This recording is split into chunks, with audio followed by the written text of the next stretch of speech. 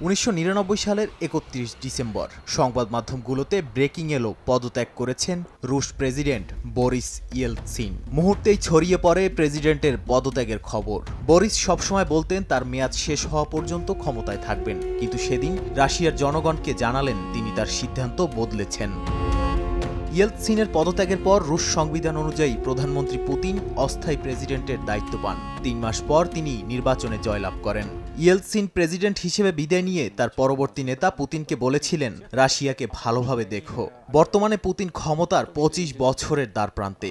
এ সময়ে এসে জনমনে প্রশ্ন উঠছে, এই 25 বছরে রাশিয়ার জন্য কি করলেন তিনি? এ নিয়ে বেশ কিছু বিষয় উঠে এসেছে বিবিসির এক জ্যেষ্ঠ সাংবাদিকের বিশ্লেষণে।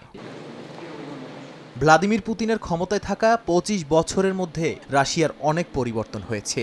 একদিকে তিনি সোভিয়েত ইউনিয়নের ভাঙনের পর রাশিয়ার অর্থনৈতিক স্থিতিশীলতা ফিরিয়ে এনেছেন এবং বিশ্ব দরবারে রাশিয়াকে মাথা তুলে দাঁড় করিয়েছেন।